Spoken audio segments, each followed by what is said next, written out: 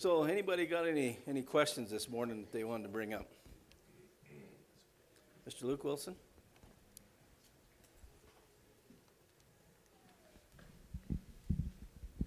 So, I've always told people from Matthew chapter 1, Rahab, and there's Rahab the harlot from the genealogy, and which I think seems pretty neat that Jesus' genealogy would come through that. But somebody asked me how I could prove it, and I thought about it. It's interesting. There's the only names listed of females in that are all people that he expects you to know. But then I was trying to do the genealogy and figure out if time-wise if it works. So just wondering if you have any input on that.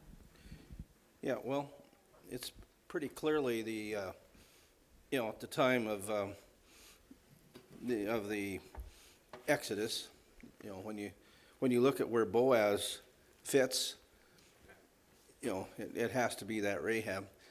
And again, looking at Matthew chapter 1, see. Okay, in verse 3, it says, Judah was the father of Perez and Zerah by Tamar. Is that story, brought out in the scripture? It is, okay?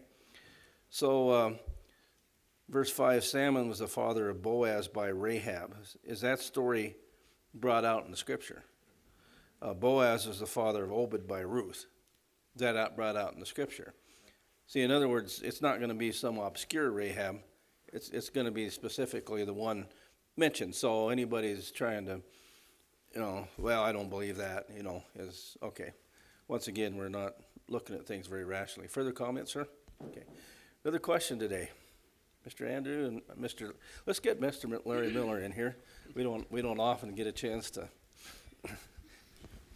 pass. So this one kind of ties in with what Luke said. It's something that's always, I guess, I don't know if there's an answer to it as well. Why in some of the prophetical things does it talk about Rahab, and it talks about Rahab in kind of a negative light, like in let's see, Psalms 87:4. I should mention Rahab and Babylon among those who know me beyond till see tired. And you see Rahab pop up all these other places. Is it just a coincidence of names? Yeah, I mean, a lot of times Rahab will refer to Egypt, or like you say, Babylon, or something like that. So.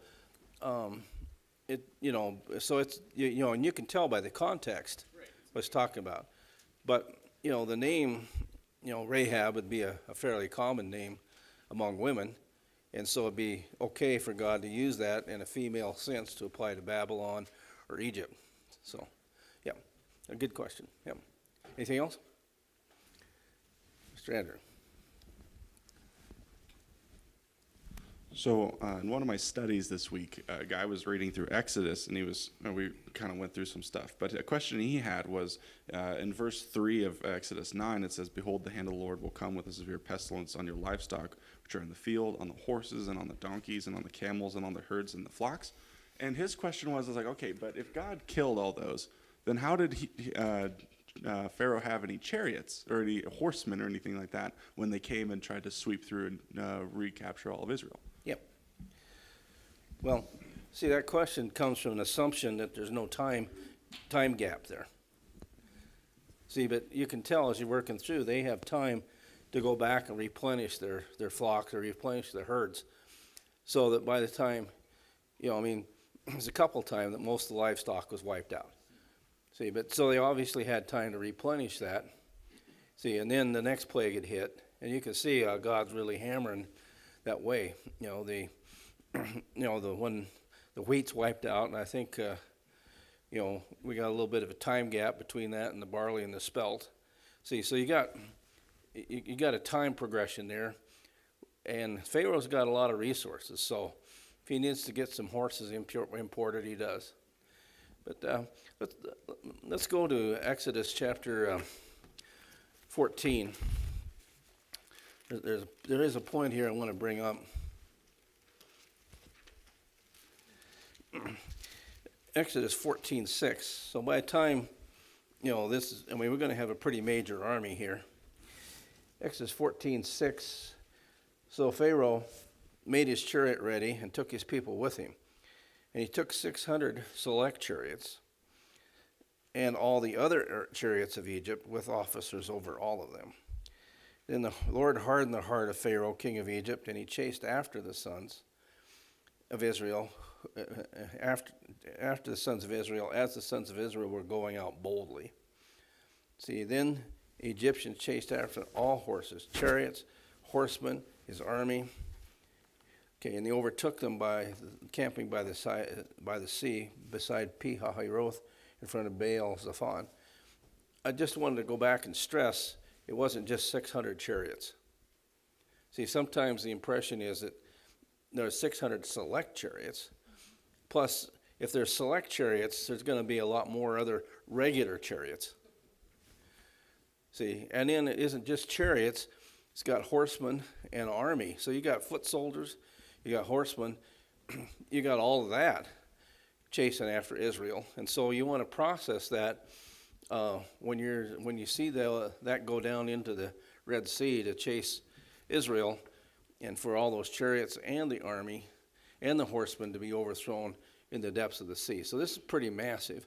And so it's a great question, where did all that stuff come from? But Pharaoh's got resources to get it there. There's just a little time gap involved. So any further comments, sir?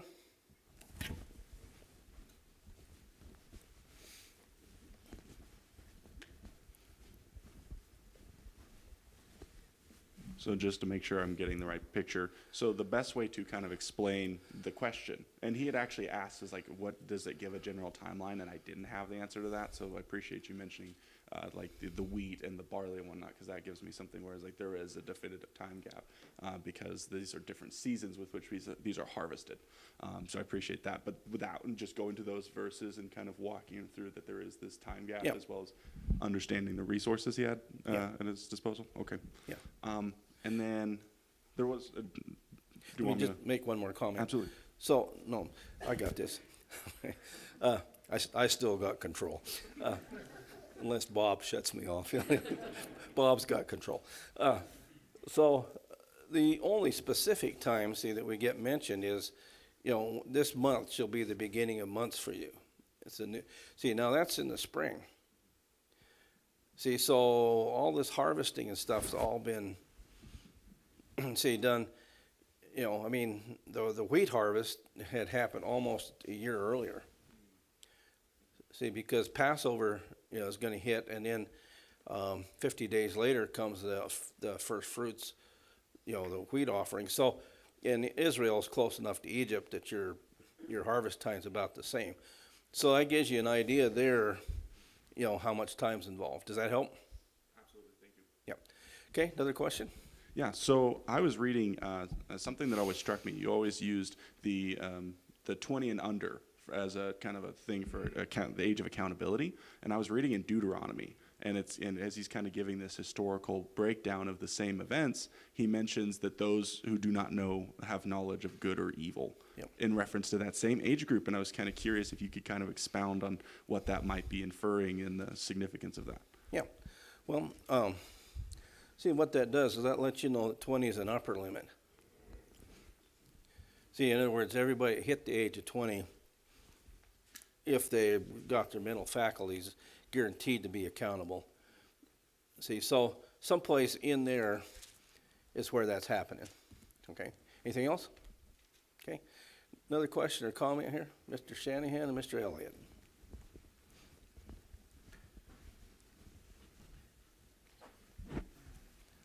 I just want to throw out a thought, a couple scriptures. I don't have them, the particulars, but I'm sure they're common enough. That Moses was 40 years old when he left Egypt, right? And then he spent 40 years in the wilderness as a shepherd. And then they spent 40 years in the wilderness after the Exodus. And he died at 120. So just a comment on the timeline. There's maybe you can follow up on that thought. Yeah, well, if you're looking for, on April 1st, 1486, BC, Moses turned, 80, or 40, you're not going to get that. So you can't you can't use the 40-40-40 to try to narrow that down to, okay, this is when, see, because if you're looking at that, well, he's going to have to be 41. Yeah. But you know it's not, Yeah. say, 3 years that they spent with the plagues. Is that narrowed down that much? I guess that's the question. How many years in the plagues? So I guess the question is it with him being 120 years old and the 40 years of each segment, it wasn't like 5 years that the plagues were going on. Oh, yeah. Just, that's Yeah, kind of gotcha. more my thinking. No, about a year, probably less than a year. Yeah, okay. And let's see, Elliot. So, we know the Bible does not contradict itself, and it doesn't. Good point. In James 1:13, it says, "Let no one say when he is tempted, I am being tempted by God, for God cannot be tempted by evil, and he himself does not tempt anyone." So God doesn't tempt anyone. However, in the Lord's Prayer in Matthew 6, I'm curious what your insight is on this. In verse 13 specifically, I won't read the whole thing. "And do not lead us into temptation," speaking to God. This is Jesus' prayer to God. "And do not lead us into temptation, but deliver us from evil, for thine is the kingdom and the power and the glory forever. Amen." So could you maybe clarify that? I'm a little confused why it says that. Well, you have to see what Jesus is driving at. The human nature is, Lord, lead us into temptation. Okay, the weekend's coming up. And so I'd like some temptation, for the weekend. It makes life a little bit more exciting just to have to dance on the edge and, avoid the temptation. So the idea is lead us so we're not even in those positions. Yeah. See, and that's, again, how much good happens after 10 o'clock at night. Okay? See, and so, okay, so, when that prayer is made, then that's really God working with our attitude. Because, if you, so many times you can find yourself in problems. I remember working with Pat Schultz, now Pat Garvin. She, it was because of her that the church congregation in Billings got started. And so Mark Donahue and Tim McHenry were playing in a country band, in the bars is places where country bands play, right? I mean, you got two ways to make it to the top. You either start in churches or you start in bars. And, so, I mean, it's the only place you got audiences, right? So what Tim and Mark would do is they would look to see if there's somebody at a table that wasn't drinking. And so they saw Pat over there and she wasn't drinking. And so they went over and she was working pretty hard in Alcoholics Anonymous at the time. And so they were able to set up a Bible study with her. See, and then through here, they met Alvin Hopper. And through him, Bev Gordon, all right? And then about that point, Tim McHenry calls me and says, "Hey, Mr. Wilson, we've slam dunked a couple people, but we can't take them any further. Is there any chance you can come to Billings?" So that's how the church in Billings really got started. But, so I'm talking to Pat, and I said, "Pat, you can't stay in that atmosphere. See, if you're not drinking, but you stay in that atmosphere is going to get you."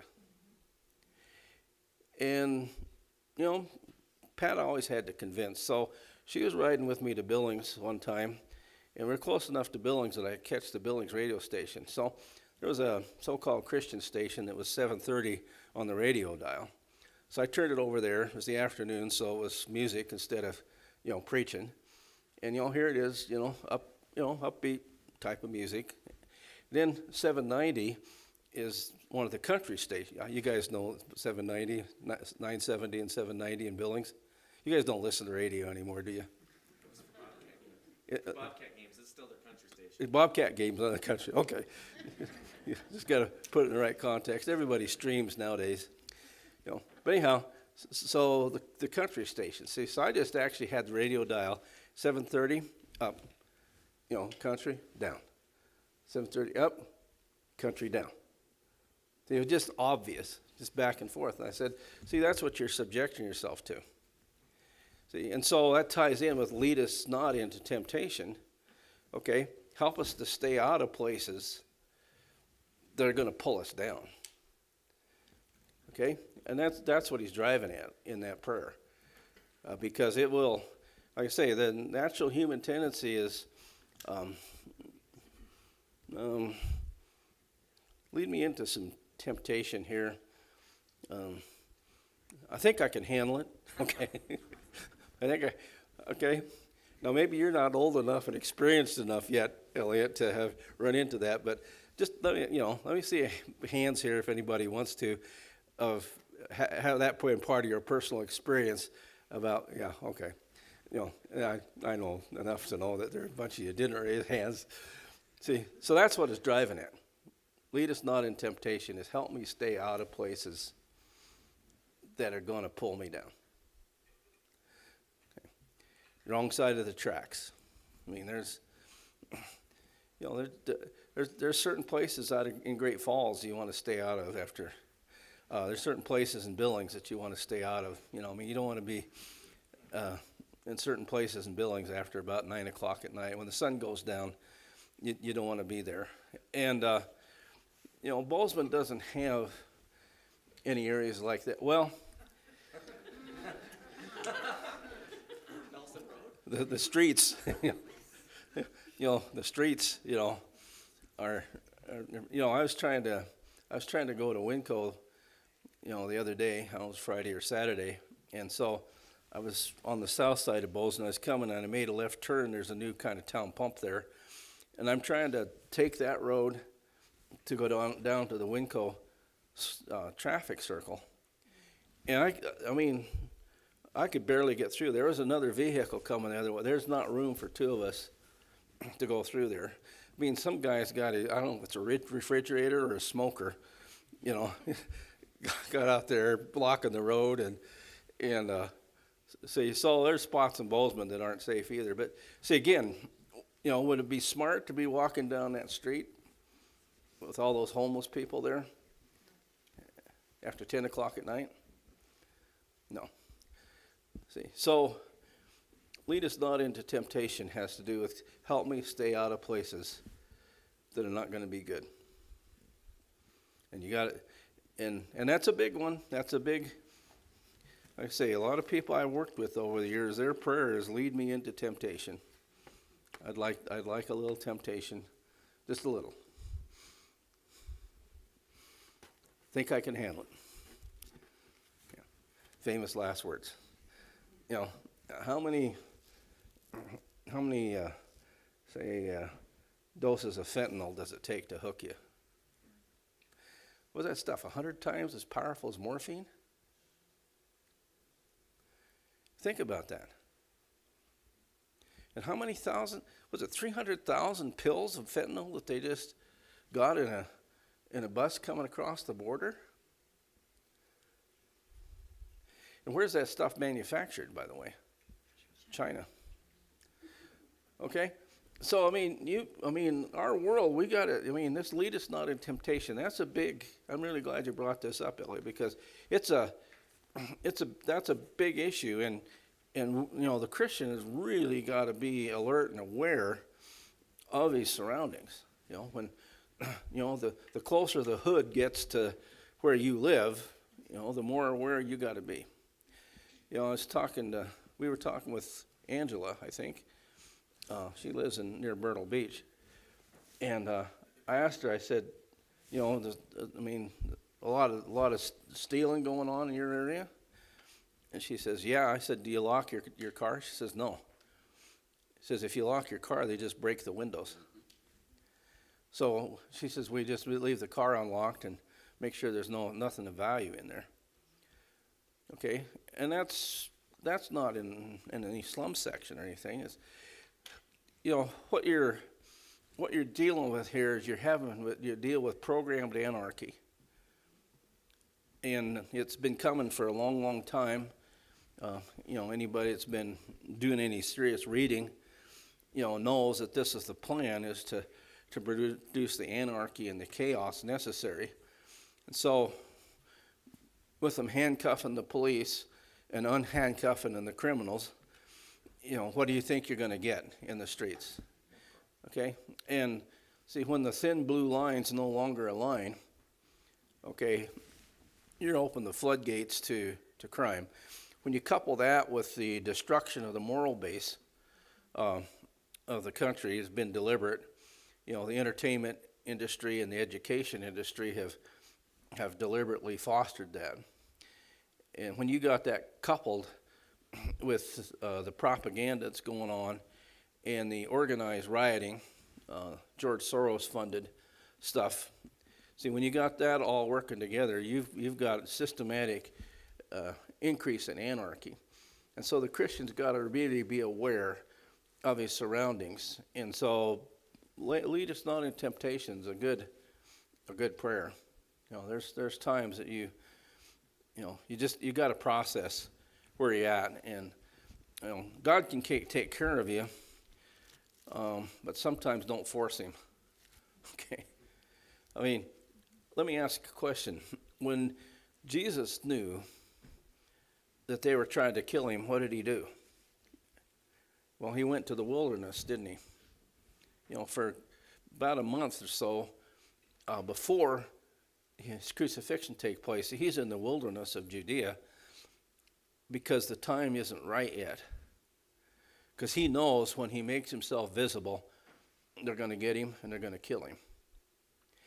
He just has to orchestrate that so that the time is right. Okay, so we can use things like that to process, you know, where we're going to be and how we're going to function. Again, you know, this is comparatively speaking a pretty quiet, pretty crime-free.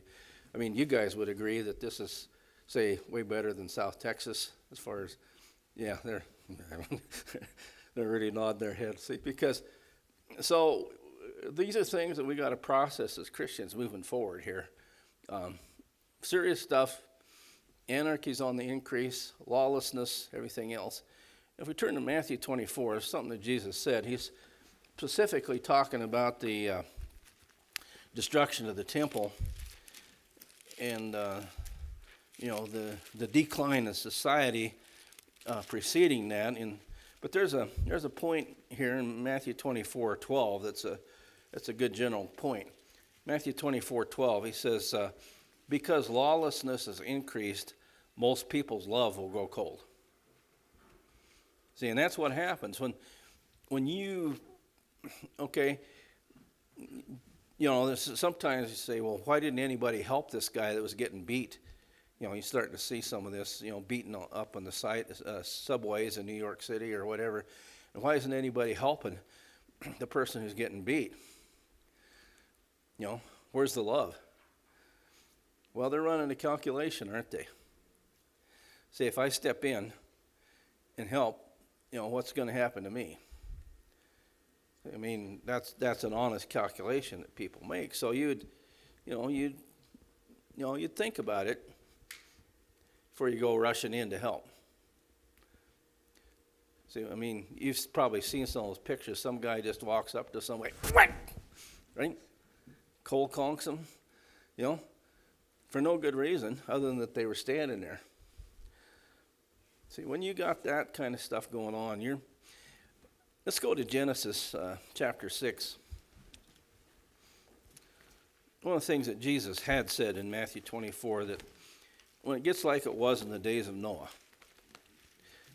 And so in Genesis chapter 6,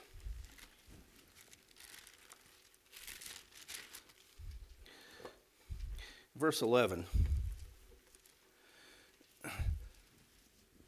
Genesis 6:11 says, "Now the earth was corrupt in the sight of God, and the earth was filled with violence." See, that's, that violence, increasing violence, is an indication of the overall spiritual decay and corruption. In verse 12, he said, "God looked on the earth, and behold, it was corrupt, for all flesh had corrupted their way upon the earth." Verse 13, "Then God said to Noah, the end of all flesh has come before me, for the earth is filled with violence because of them, and behold, I'm about to destroy them with the earth."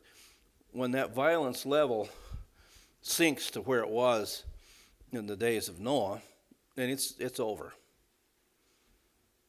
It's over, because when you get violence to that extent and to that level, everybody becomes isolated. And when everybody becomes isolated, you can't have any meaningful conversations. And we're getting there. As fast as they can drive it, we're getting to that point. So I don't like it, but that's the reality of the world that we live in. So, anything else, Mr. Elliott? Anybody want to comment on any of that? Yeah, Bob? Did you raise your hand too, Jim? Yeah, okay. 2 weeks ago on Lord's Day, I was at the ranch, and I took Mom to the local, I can't call it a church, they're not Christians yet, but meeting place. And they had a prayer request, and I requested prayers for a gal named Tammy that's living with her husband in a motorhome outside my warehouse on the street. And it just opened an eruption of 5 other people mentioned problems that they knew their friends and kids had going to MSU and stuff in Bozeman. I mean, Bozeman's reputation is becoming tarnished quickly. About a month ago, I was in Harvest up home, and my neighbor sent me a picture of a trailer house that burned on the street about a half a block from my warehouse. And I was fortunate it was on the other side of the street. Had it been on my side, the dry grass, it might have got over to my warehouse. But whoever burned it knew there were cameras watching, so they stopped there on my neighbor's cameras. Somebody stopped up on the interstate and walked about a quarter of a mile down to light that on fire, and then walked back up to the interstate to take off again. So it's a problem we got to be aware of, and I don't know how to fix it. Yeah. Well, God will fix it, but on His time. Jim? I was thinking being aware, like you were talking about, of the situations, and making sure that we're not wanting to go into temptation is the reason why Jesus comes up with the next line, which is, "But deliver us from evil." Because the temptations are out there. I mean, He's not leading us into any of them. We're doing that ourselves. Just like you said, we want them, but the prayer, and I think the emphasis on Jesus' teaching on prayer is that ask for deliverance, and don't want to be in temptation, but get delivered from evil. I think that's the emphasis. Yeah. Just a question for you, Jim. You ever been in some spots where it was not good? Too many spots that weren't good. Yeah. I kind of knew that was the answer. Mr. Hoffman? Just going to add, of course, there's 1 Corinthians 15:33, and whenever we get a "do not be deceived," we should probably pay attention. Bad company corrupts good morals, so can't have bad company and avoid temptation. It won't work. And then Proverbs 13:20, "He who walks with wise men will be wise, but the companion of fools will suffer harm." And a fool is anybody who denies God. Yeah. So. Yeah, see, again, those are great points. I've worked with, a number of people in the pre-release center in Great Falls in particular, sometimes in Bozeman, sometimes in Butte, years ago, a little bit in Missoula. And, one of the things you always work and say, look, when you get out of here, you can't go back to the same people you were associating with before. What happens nearly every single time? Go back to right where they were and start associating with the same people that they associated with before, and guess what? they're back there in the same problems.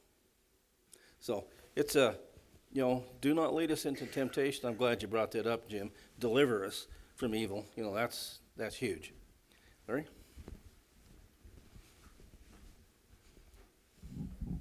Yeah, I don't know where I read this. It might have been some title with word. But anyhow, servicemen who went over to, I believe, Vietnam and served over there, a lot of them I got hooked, I think, on heroin, if I remember correctly. It was a very addictive drug because it was very, very readily available. And, hey, you got all these servicemen with nothing to do. And, it was very much on the street.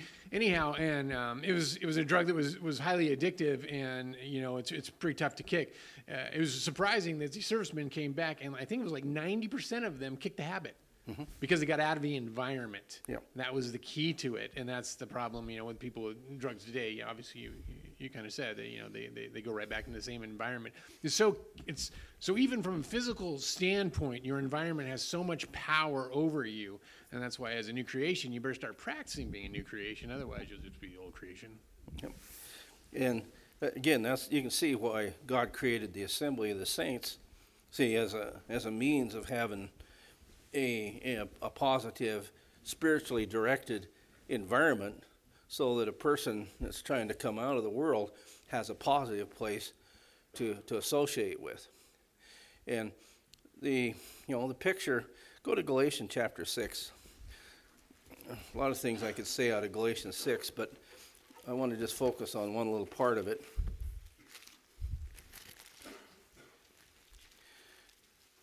When he's talking about reaping what you sow and the things that go with that. But in verse 10, Galatians 6:10, he said, "So then, while we have opportunity, let's do good to all men, especially those who are the household of the faith." See, then there is a household, there's a family of God, and God really expects us to make that family, our family, the highest priority, just for the very reasons we're talking about here.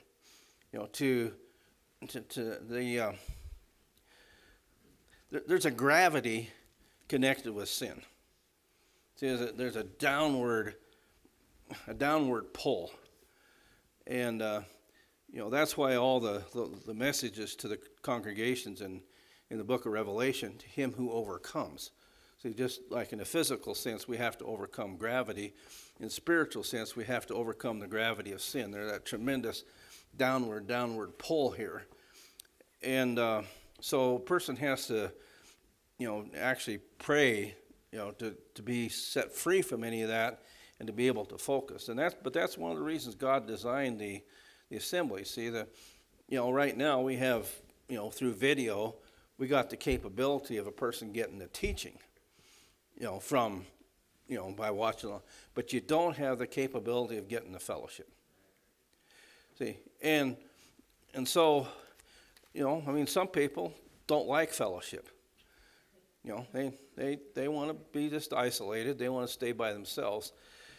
They don't realize, or they should realize if they haven't, but that's running counter to God's plan. See, and so, independent Americans, we can make her by ourselves. Well, we might have been independent Americans. See, but that's a culture thing. That's American culture. And, there was elements about that were tremendously good, that set the stage for the Constitution and the protection of the individual from the government. See, but the other side of that is that that independence all by itself. I know when I graduated from college, my goal was to, as an engineer, was to eventually become a CEO of some corporation, and then purchase property right up next to the Forest Service boundary that you had to snowmobile in and out 6 months of the year, and to be isolated. That was my goal. And my first wife, Lana, when she found that out, she wasn't sure that it was such a good idea that we got married. Because see, but there's in the series How Shall We Then Live, who did that? Francis Schaeffer. I showed that years ago here in Bozeman. How many remember watching that series a little bit? I know. But one of the things he comments on is called the age of isolation. And see, that isolationism is actually being programmed into us, just like the anarchy is being programmed into us. And so, see, the Christians got to overcome that. That's one of the things they got to overcome, and to be a part of the family, be a part of the household of God. And that's designed not only for our benefit, but it's also designed so that we have something to give to somebody who has need. Because there's people, like I say, have tremendous needs. So when you have, say, somebody's trying to quit alcohol, for example, and you got a brother or sister invites them over for dinner and they're serving wine, how stupid you want to get. See, if you haven't worked with people trying to come out of those sort of things, and they're trying to come into a place where they can actually make positive progress, and you're a stumbling block to that, that's incredibly destructive. Incredibly destructive. See, so this family of God is designed, to help us, but it's also designed to help us help others, and it's designed for growth in all areas. See, to be the types of examples that God wants us to be. Again, the drug addiction. Just ran across another situation where looks like grandparents are going to be raising the grandkids. See, because the kids are so drugged out, can't raise their own kids. Okay. Again, that's been set in motion. That design, that's deliberate. See, it was 1965 was the year. It was like a giant hand swept across the country. There were no drugs to speak of. In the state of Montana, once in a while, somebody would smoke a marijuana cigarette at, say, Hellgate High School in Missoula. Okay? And, but you didn't hear about it. There weren't any drugs. There weren't any. The worst you could do is smoke cigarettes, and I can try to have nobody catch you. Remember that, Tom? Okay. That's the worst thing you could do, smoke cigarettes. Okay, no drugs. But look at how this thing is being driven. Driven. See, and again, you have to process that. There's a lot of money connected with that. The love of money, Scripture says, is the root of all kinds of evil. And so, see, people will pay to do sin. They call them sin taxes, okay, right? And that's not S-Y-N-T-A-X, that's S-I-N. But, see, people will pay to sin. When they get an addiction, they'll pay for it. And so a lot of people are prepared to profit out of that human weakness. So as Christians, see, there's a lot of things for us to process here. It really isn't just about us. It's about the next guy, and it's about the ability to help the next guy, and be sure that we're helping the next guy, not helping him down, helping him up. And so let's do good. See, let's do good to all men, especially the household of the faith. See, just a matter of self-control, just a matter. Go back to Mark chapter 8.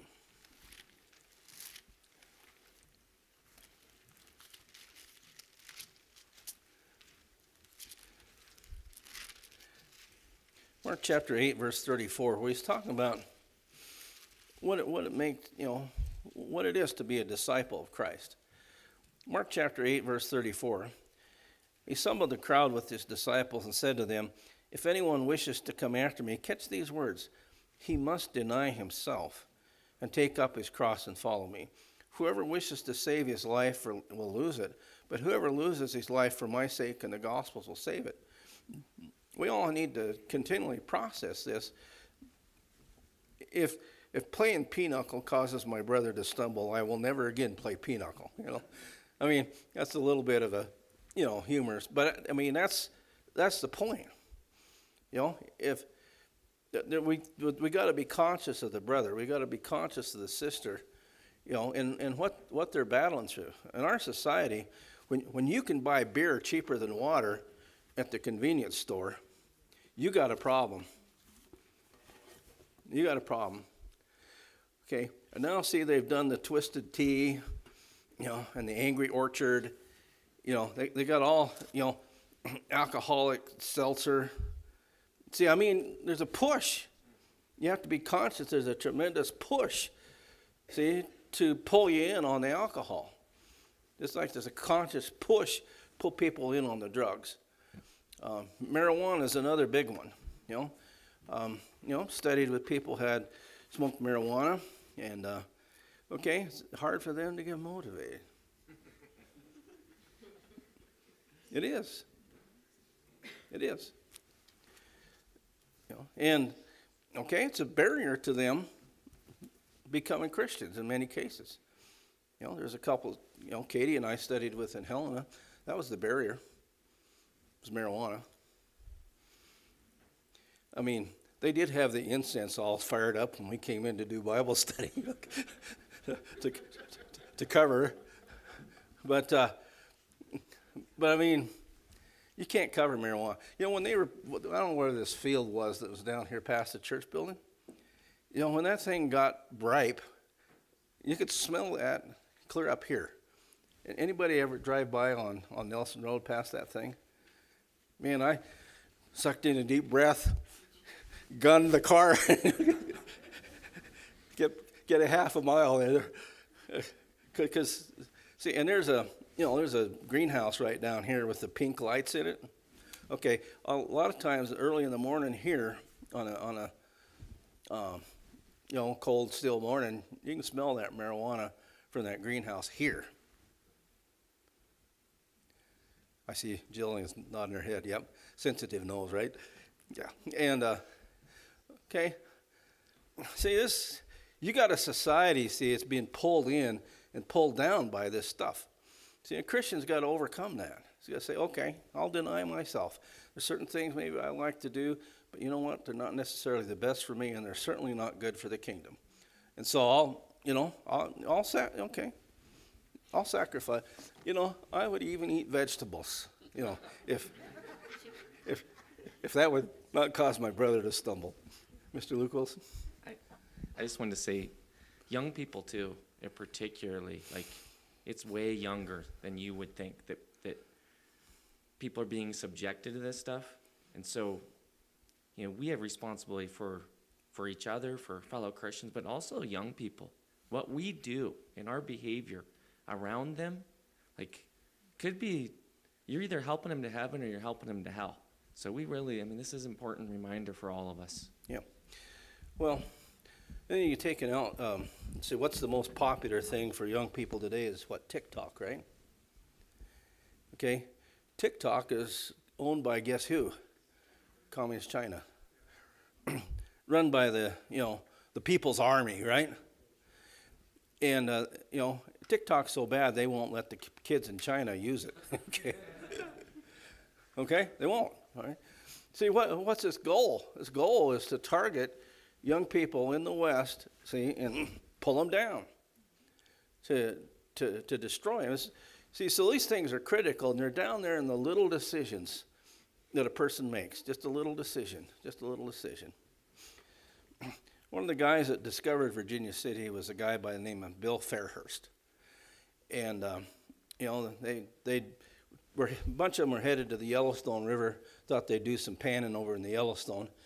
And they got attacked by a bunch of Blackfeet, fairly near Three Forks. And so, boom, they went south, past Norris, past Ennis, up over the hill, camped overnight at Alder Gulch. Okay? And so, I think Fairhurst had the bad luck of the draw, and so he was supposed to fix supper while the rest of them went panning for gold. Well, he went down to the creek to get water. There's a big gold nugget there. So that's called the Fairhurst Mining District. Okay? Now, one of the guys who was on the crew was a guy named Tom Cover, C-O-V-E-R. It's actually C-O-O-V-E-R.